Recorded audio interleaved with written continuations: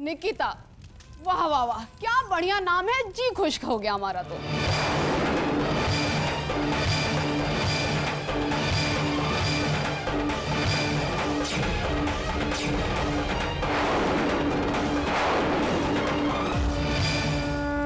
अरे कौन हो तुम यहाँ कहाँ घुसी चली आ रही हो? तो ठीक है भाई, हम अपना इंट्रोडक्शन। रुको।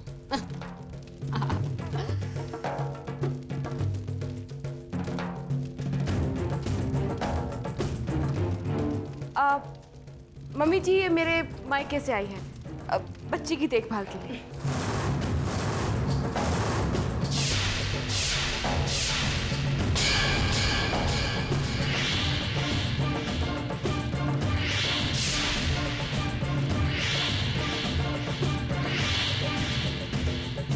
कावेरी बेटा, अरे इसकी क्या जरूरत है? हम सब तो हैं इस घर में ना। मम्मी जी, इसके बारे में मैं आपसे बाद में बात करूंगी। चलो तुम अंदर आओ। हाँ हाँ चलो, अब तो हम आ ही गए हैं। जी नमस्ते।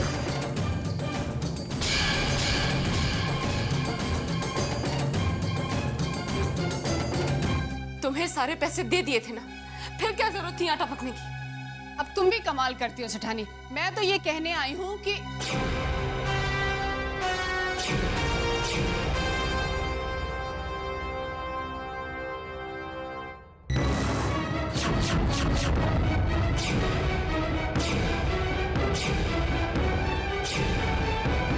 कावेरी, ये वही औरत है ना जिससे तुम उस रात मिलने गई थी? तुम्हारे दोस्त की नौकरानी? जी हाँ, तो लेकिन तुमने तो अभी कहा कि ये तुम्हारे मायके में काम करती है। हाँ सलोनी दी, ये मेरे मायके में काम करती है। मेरे पेरेंट्स ने मेरे बच्ची की देखभाल के लिए इसे यहाँ भेजा है। इससे तो आपको कोई प्रॉब्लम नहीं होगी, है ना? हाँ सलोनी दी, मुझे बच्ची को फीड कराना है। आप प्लीज जरा।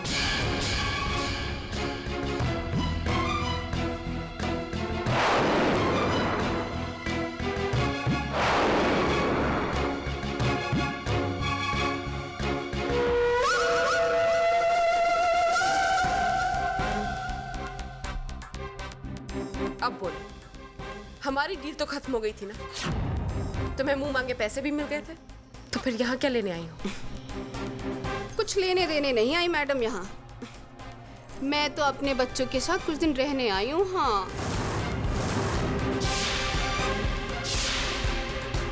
पागल हो गई हो तुम? पागलों जैसी बात तो आप कर रही है सेठानी। अरे बच्चे को दूध कौन पिलाएगा? हाँ, क्यों? बाजार में डब्बे का दूध नहीं मिलता क्या? जिन बच्चों की माँ मर जाती है वो बच्चे पलते नहीं है क्या? मुझे नहीं सुनना ये सब कुछ। हाँ, अरे मैं अपनी तकलीफ का क्या करूँ सेठानी? अगर मैंने बच्चे को दूध नहीं पिलाया तो पता नहीं मुझे क्या क्या बीमारी हो सकती है। ना जी ना, मुझे अपनी हेल्थ के साथ कोई रिस्क नहीं लेना। हाँ, अब तुम्हें बुरा लगे या ना लगे, मैं यहाँ से टलने वाली नहीं। हाँ,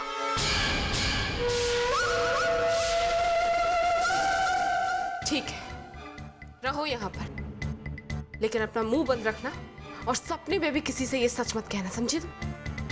ये लो। अब लो जी, सपने पे भी टोक लगा दी सेठानी ने, क्या करें? मैं बाहर जा रही हूँ, अंदर से दरवाजा बंद कर लो। जा तू।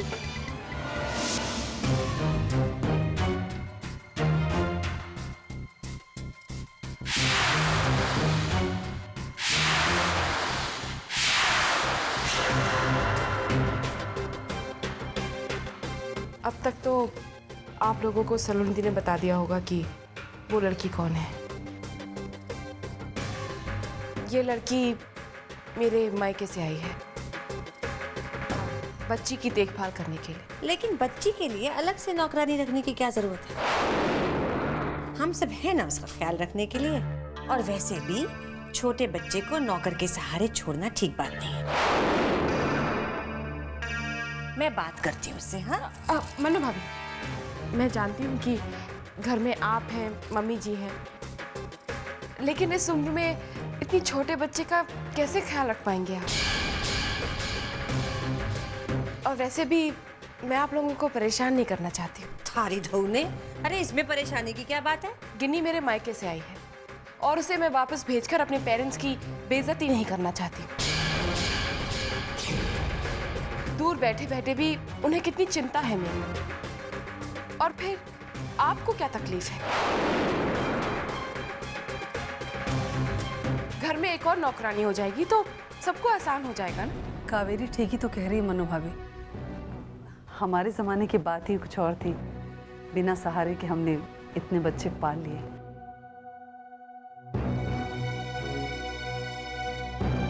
ठीक है, रहने दीजिए उसे। अगर उससे कावेरी को मदद मिल जाती है तो हर्ज ही क्या है। क्यों सलोनी बेटा? हाँ, जैसा आप लोग ठीक समझे। समर बेटा, तुझे तो कोई आपत्ति नहीं है ना? अब ये तो आप सब जाने में, और वैसे भी इन घरेलू मामलों में मैं क्या बोल सकता। ठीक है कावेरी बेटा, जब किसी को आपत्ति नहीं है, कोई परेशानी नहीं है, तो रख ले उसे।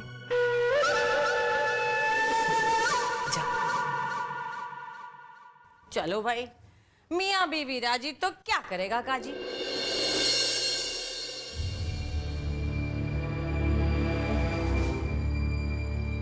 कितनी उलझन है, कितने प्रॉब्लम्स है इस वक्त इस घर में।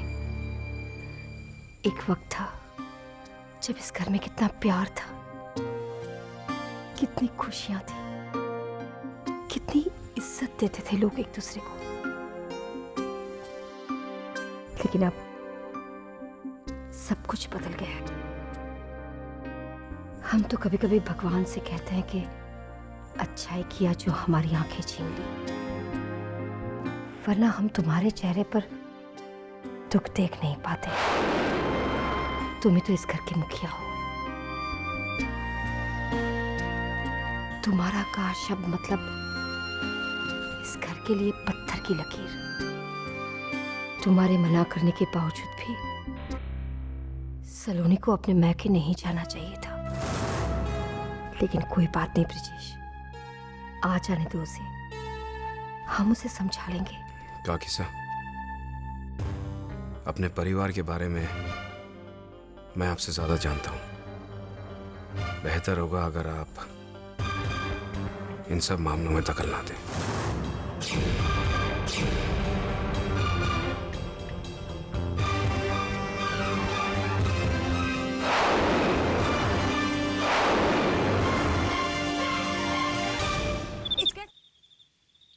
भाई अच्छी तरह से सब कुछ हो गया। दीदी को देख के बड़ी खुशी हुई। वो नहीं आती तो बड़ा दुख होता। वैसे आपके यहाँ के रीति रिवाज बहुत अच्छे हैं। Very nice. वेरी नाइस क्या? आपके यहाँ क्या? तुम कौन सी मिट्टी के बने हो? अरे तुम्हारी शादी और बाप बनने पर यही सब कुछ होगा।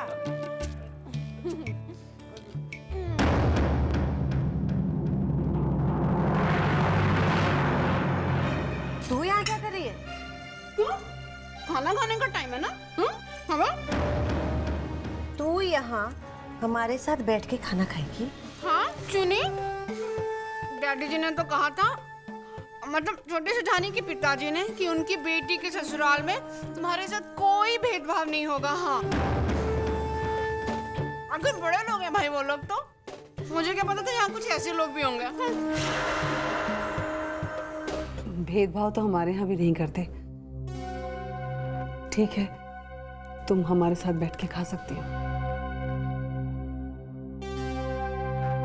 हाँ, तो भाई खाना आरंभ करते हैं हम। एक दो तीन सब्जी पूरी ले लेती हूँ, बहुत भूख लगी है।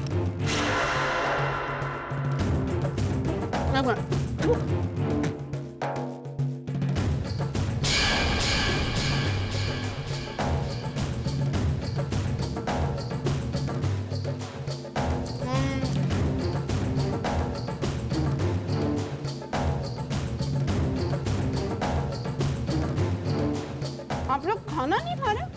मैं परोस दूं, एक मिनट।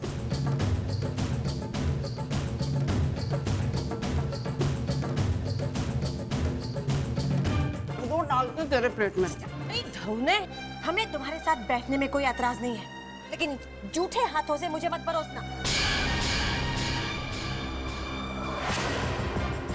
अरे तुम मत खाना चाह। हाँ। पेट में भूख लगेगी ना तो अपने आप होश ठिकाने आ जाएंगे। ये कोई तरीका है बड़ों से बात करने का? संभल के समर बेटा, तुम्हारे ससुराल से आई है और देवरानी सा ने तो इसे परमिशन भी दे दी है हमारे साथ बैठ के खाना खाने की। लेकिन रंग ढंग देखे इसके, भाषा सुनिए इसकी। रेस्टोरेंट बंद कर खाना। ये पान वान चबाना हमारे घर में नहीं चलेगा, समझी तू? अब बरसों पुरानी आदत है, ऐसे थोड़ी जाएगी। और रही बात हमारी भाषा की, तो भाई हम तो ऐसे ही बोलेंगे भाई। कावेरी, आई एम सॉरी, लेकिन इस तरह से ये औरत बात करेगी ना तो मैं सहन नहीं कर पाऊंगा। समर ठीक कह रहा है भूरानी। ये क्या हमारी बिटिया की देखभाल करेगी जिसमें खुद रहन सहन और बोलने का सलीका नहीं? ये क्या संस्कार देगी हमारी बिटिया को? इसके साथ रहकर अगर बच्ची भी ऐसी जुबान बोलने लगी तो? तुम भी ना सेठानी, बच्ची अपने माँ पे नहीं जाएगी तो किस पे जाएगी? हाँ,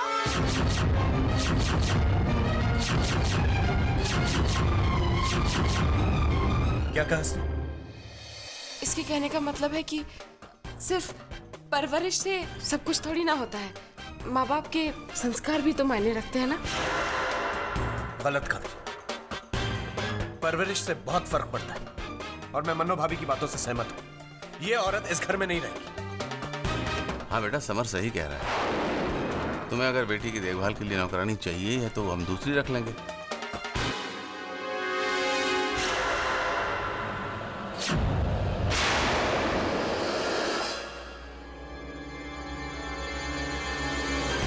पापा जी, माना कि गिनी को बातचीत करने का तरीका नहीं आता, लेकिन इसे मेरे पेरेंट्स ने इतने प्यार से भेजा है, और अगर मैं इसे काम पे नहीं रखूंगी तो उन्हें बुरा लग जाएगा। बेटा, हमें कोई शिकायत नहीं है, हम तो सिर्फ बच्ची के बारे में सोच रहे हैं। मैंने कहा ना मम्मी जी, मैं इसे समझा दूंगी। हमारी धऊ में गई भैंस पानी में।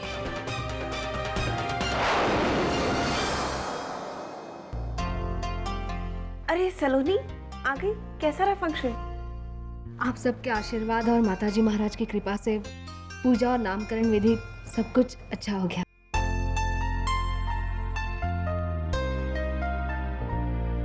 मम्मी ने सबके लिए मिठाई भेजी है।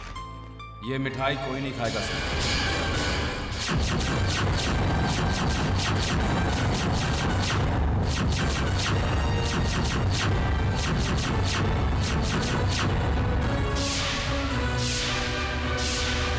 भाभो की इच्छा थी कि इस मौके पर तुम्हें अपने घर जाना चाहिए सलोनी, इसलिए तुम्हें रोका नहीं गया, क्योंकि मैं भाभो की बात टाल नहीं सकता।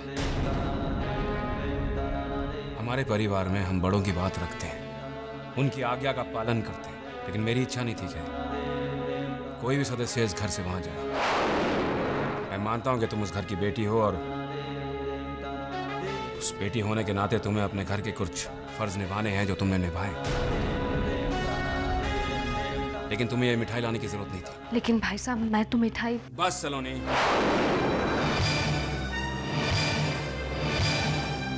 अगर मेरी मर्जी, मेरे फैसले के खिलाफ जाने की जिद है तुम्हारी, मेरा अनादर करना चाहती हो तुम, तो फिर ये मिठाई शौक से बांट दो।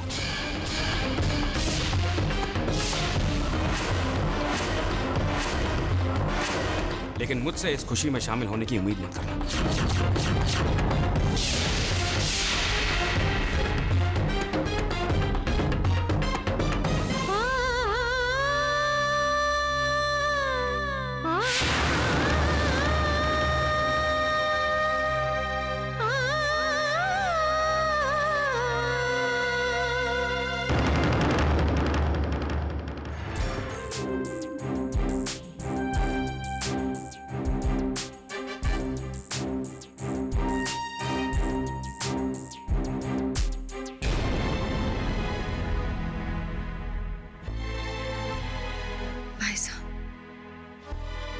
मैं जानती हूँ मैंने आपका दिल दुखाया है, लेकिन आपका अनादर करने के लिए मैं कोई कदम नहीं उठाऊंगी। आपके फैसले को मैंने मान लिया था भाई साहब, क्योंकि आपका फैसला मेरे लिए आदेश है, जिसके टालने के बारे में मैं कभी सोच भी नहीं सकती। लेकिन भाई साहब, एक बहन का धर्म भी तो निभाना था ना मुझे। मुझे उससे इनकार नहीं है सलोनी, लेकिन ये सेरेमनी, ये फंक्शन, ये मिठाइयाँ, ये सब कावेरी के घर की हैं। और कावेरी ने ही मेरी बहन का अपमान किया था। भाई साहब, समर पहली बार पिता बना है, पहली बार उसे ये खुशी मिली है। अगर मैं उसकी खुशी का हिस्सा नहीं बनती तो उसे बहुत दुख होता। मैं मानता हूँ सलोनी कि तुम समर के लिए एक बहन का फर्ज निभाने गई थी वहां, लेकिन पिया के बारे में सोचना, उसके मान सम्मान की फिक्र करना मेरा फर्ज है।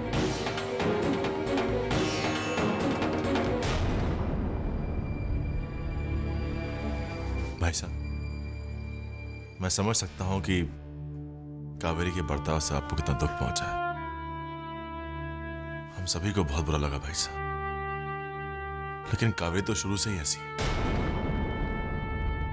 भाभी साहब को भी एक बार गोद भराई करने से रोका था उसने, लेकिन कावेरी या किसी और की गलतियों की सजा सलोनी को क्यों मिले? मैं सिर्फ पिया की बात कर रहा हूं नार। मैं अपनी बहन की बेइज्जती टॉलरेट नहीं कर सकता। और सलोनी के मायके में उस पर उंगली उठाई गई थी, ये बात मैं नहीं भूल सकता। पिया के सम्मान की मुझे भी फिक्र है। मेरी सोच आपसे अलग नहीं है। मैं पूरी तरह से आपके साथ हूं। बस यही कहना चाहता हूं कि जिस तरह हम एक भाई होने का फर्ज निभा रहे हैं, उसी तरह सलोनी भी किसी की बेटी है, बहन है, बुआ है। हम किसी और की गलती के कारण सलोनी को उसकी जिम्मेदारियों को निभाने से, उसके धर्म को निभाने से कैसे रोक सकते हैं? आप पिया को पहले की तरह मुस्कुराते हुए, जीते हुए देखना चाहते हैं ना? तो उसके लिए भाई साहब, मैं उस हादसे और उससे जुड़ी बातों को मैं अपनी जिंदगी से निकालना होगा। जब तक हम उन बातों को नहीं भूल पाएंगे, भला पिया कैसे भूल पाएगी? माफ कीजिएगा भाई साहब, मैं छोटा हूं आपसे। इतनी बड़ी बातें कहने का ना तो मुझे अधिकार है और ना ही मेरी हैसियत है, लेकिन बिल्कुल सही कह रहे हो तुम। बीती बातों को लेकर हम रोते रहेंगे तो फिर पिया को उसके दुख से कैसे निकाल सकेंगे? और तुम छोटे ही सही, लेकिन आज तुमने अपने बड़े भाई को इस बात का एहसास दिला दिया कि वो बहुत बड़ी गलती करने जा रहे थे। आई एम सॉरी सलोनी, मैंने एक बार फिर तुम्हें गलत समझा और तुम्हें बुरा भला कह दिया। भाई साहब, प्लीज मुझे शर्मिंदा मत कीजिए। आप मेरे बड़े भाई की तरह हैं। मेरी गलतियों पर नाराज होना अधिकार है आपका। खुशकिस्मत हूं मैं, भगवान का शुक्रिया अदा करता हूं कि मुझे तुम्हारे जैसा लायक भाई मिला है और तुम्हारे जैसी समझदार बहू।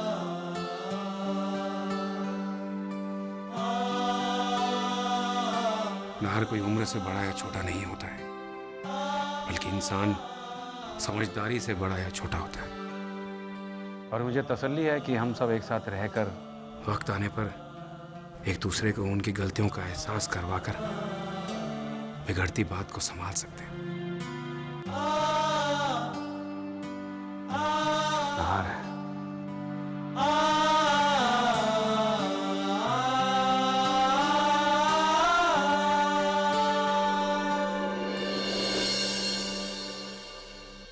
भाई साहब, अब हमें पिया के बारे में सोचना है। उसे उसकी हंसती खेलती जिंदगी फिर से लौटानी है। ये आप दोनों की कोशिश से ही संभव होगा। पिया को अतीत से निकलकर आने वाले कल के बारे में सोचना ही होगा। माता जी महाराज, मैं इस घर की सुख शांति के लिए कल ही हवन रखूंगी।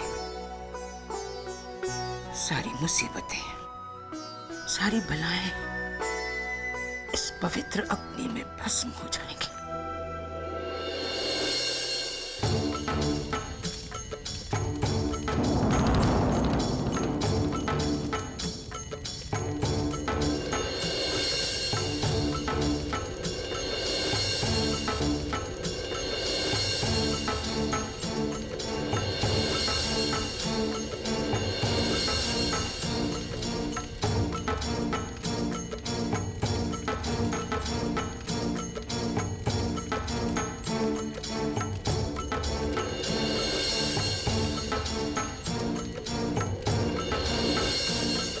अपना अपना नाम लीजिए और आहुति दीजिए। विशेष प्रताप सिंह और तारा प्रताप सिंह।